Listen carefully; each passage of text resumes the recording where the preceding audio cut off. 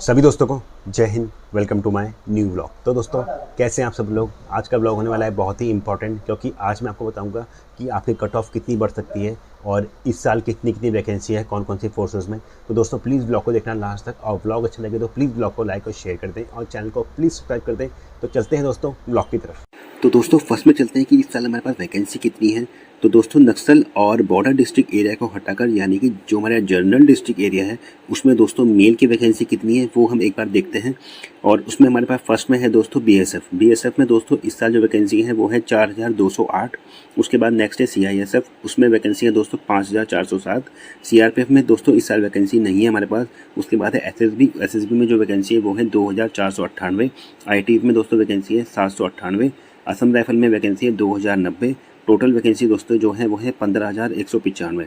अब इन वैकेंसी को दोस्तों जो कैटेगरी वाइज बांटा गया है वो इस तरह बांटा गया है। एससी में है 2286, एसटी में है 1414, ओबीसी में है 3545, ईडब्ल्यूएस में 1501, यूआर में है 6449 और टोटल है 15,195।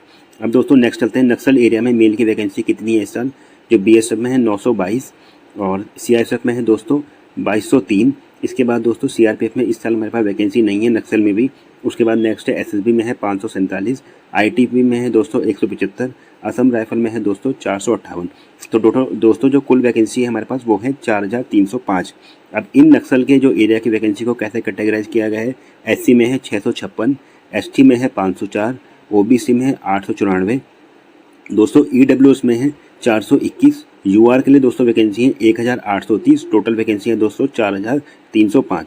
इसके बाद दोस्तों नेक्स्ट चलते हैं हम कि बॉर्डर एरिया डिस्ट्रिक्ट के लिए मेल की वैकेंसी कितनी है इस साल। आईटीबीपी के लिए है दोस्तों 243। इसके बाद नेक्स्ट है असम राइफल के लिए है 637, बीएसएफ के लिए है दोस्तों 1283, एसएसबी के लिए है दोस्तों 761। टोटल जो वैकेंसी दोस्तों हमारे पास है वो है 2924।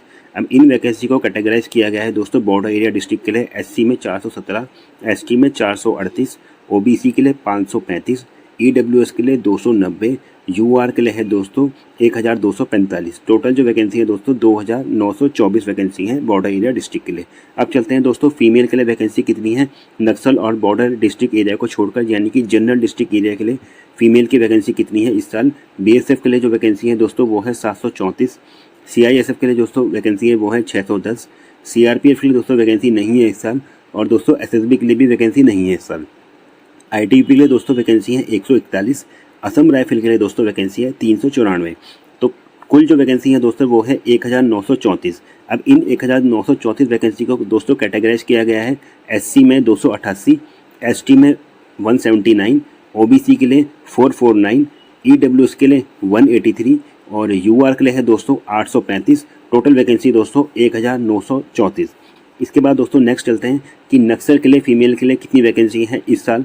तो दोस्तों बीएसएफ में जो वैकेंसी है वो है 163, सीआईएसएफ में दोस्तों जो वैकेंसी है वो है 244। इसके बाद दोस्तों सीआरपीएफ में भी वैकेंसी नहीं है इस साल नक्सल के लिए, और एसएसबी में भी दोस्तों वैकेंसी नहीं है। इसके बाद दोस्तों नेक्स्ट चलते हैं आईटीबीपी में है 31 वैकेंसी, असम राइफल में है दोस्तों 86 वैकेंसी। तो टोटल जो दोस्तों वैकेंसी है नक्सल में फीमेल की वो है 524। इसके बाद इन 524 वैकेंसी को दोस्तों कैसे कैटेगराइज किया गया है। एससी में 74 वैकेंसी, एसटी में है 62 वैकेंसी, ओबीसी में है 107 वैकेंसी, ईडब्ल्यूएस के लिए है दोस्तों 52 वैकेंसी, यूआर के लिए है दोस्तों 229 वैकेंसी। टोटल वैकेंसी है दोस्तों 524 नक्सल में फीमेल के लिए। अब दोस्तों नेक्स्ट चलते हैं कि बॉर्डर में फीमेल के लिए कितनी वैकेंसी है इस साल हमारे पास। तो दोस्तों बीएसएफ में जो हमारी वैकेंसी है वो है दोस्तों 226 वैकेंसी, एसएसबी में दोस्तों वैकेंसी नहीं है। इसके बाद दोस्तों आईटीपी में है 23 वैकेंसी। इसके बाद दोस्तों नेक्स्ट चलता है असम राइफल, वो है 120।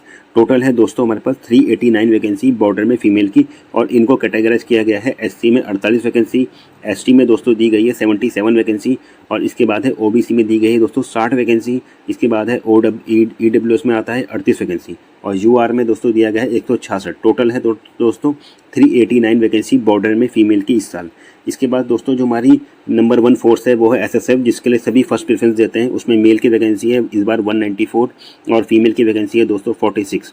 टोटल जो दोस्तों हमारे पास एसएसएफ की वैकेंसी है वो है इस साल 240, जिसकी लगेगी दोस्तों ऑल इंडिया मेरिट। इसके बाद नेक्स्ट है दोस्तों मेल की जो हमारी टोटल वैकेंसी है इस साल 22,424 वैकेंसी है और फीमेल के लिए है 2,847। इसके बाद दोस्तों ये है कि मेडिकल की जो हमारी कट ऑफ लगी थी उसके बाद जो बच्चों को बुलाया गया था वो थे 69,429। और दोस्तों इन जो बच्चों में जो डीएमई में जो दोस्तों जो बच्चे पास हुए हैं वो हैं अप्रॉक्स 48,000 बच्चे पास हुए हैं दोस्तों। और इन 48,000 बच्चों के लिए है 2,2571 वैकेंसीज।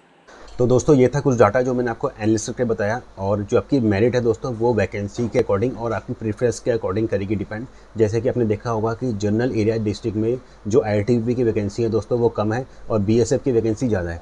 तो दोस्तों यदि अगर जनरल एरिया डिस्ट्रिक्ट से सभी जो कैंडिडेट हैं उन्होंने बीएसएफ को फर्स्ट प्रेफरेंस दी होगी तो दोस्तों बीएसएफ की जो आपकी मेरिट है थोड़ी हाई जाएगी। और आईआईटीबी को यदि अगर सबने लास्ट पे रखा होगा तो आईआईटीबी की वैकेंसी दोस्तों जनरल एरिया डिस्ट्रिक्ट से थोड़ी कम जाएगी। तो दोस्तों एक चीज़ पे और आपकी मेरिट डिपेंड करेगी कि जितने बच्चे जो हैं कैंडिडेट जो हैं वो पास हुए हैं डीएमई में उनके मार्क्स कितने हैं और उन बच्चों ने अपनी प्रेफरेंस कौन सी फोर्स को नंबर 1 नंबर 2 पे रखा है। जिनके अच्छे मार्क्स है यदि उन्होंने अपनी फोर्सेस लास्ट में रखी है तो उन फोर्सेस की मेरिट भी दोस्तों कम जा सकती है। इस पे भी मेरिट आपकी डिपेंड करेगी। अब चलते हैं दोस्तों जिनके 1 से लेकर 4 नंबर तक ज़्यादा है अपनी मेडिकल कट ऑफ से, तो क्या उनका सिलेक्शन हो पाएगा किसी फोर्स में। तो दोस्तों उन पर डाउट है कि उनका किसी फोर्स में सिलेक्शन हो पाए। वैसे संभावना काफ़ी कम है दोस्तों क्योंकि मेरिट इससे ज़्यादा ही जाने के चांसेस हैं। अब चलते हैं दोस्तों जिनके 5 नंबर से लेकर 10 नंबर तक ज़्यादा हैं। तो दोस्तों मैं आपको बताना चाहूँगा जैसे आप देख पा रहे हैं मैंने एक पोल डाला था और उस पोल के अकॉर्डिंग 2,500 बच्चों ने उस पर कमेंट किए थे। तो सबसे ज़्यादा जो परसेंटेज मिला है 38% वो मिला है 5 से लेकर 10 नंबर के बीच पर। यानी कि इस वाले जो मार्क्स का आपका है इसमें बहुत कंपटीशन है दोस्तों। तो इसमें क्या है प्रेफरेंस के अकॉर्डिंग आपको मिलने के चांसेस ज़्यादा हैं। यदि आपने उस फोर्स को प्रेफरेंस में नंबर 1 रखा है जिसकी जो मेरिट सबसे कम जा रही है तो आपको डेफिनेटली सिलेक्शन हो जाएगा। लेकिन 5 से लेकर 10 नंबर के बीच में दोस्तों बहुत कंपटीशन। अब चलते हैं दोस्तों यदि आपके मार्क्स जो है 10 से 15 नंबर ज़्यादा हैं अपनी मेडिकल कट ऑफ से तो डेफिनेटली आपका सिलेक्शन हो जाएगा। तो आपको कोई ना कोई फोर्स जरूर मिल जाएगी और आपके प्रेफरेंस के अकॉर्डिंग भी आपको अपनी फोर्स मिलने के चांसेस पूरे हैं दोस्तों। इसके बाद चलते हैं दोस्तों यदि आपके 20 नंबर ज़्यादा हैं 20 प्लस मार्क्स है अपनी मेडिकल कट ऑफ से तो डेफिनेटली आपका सिलेक्शन हो जाएगा। आप तैयारी कर लीजिए और अपनी ज्वाइनिंग की और आपको प्रेफरेंस के अकॉर्डिंग अपनी फोर्स जरूर मिल जाएगी। जो भी आपने प्रेफरेंस में नंबर 1 अपनी फोर्स रखी होगी दोस्तों वो आपको डेफिनेटली मिल जाएगी।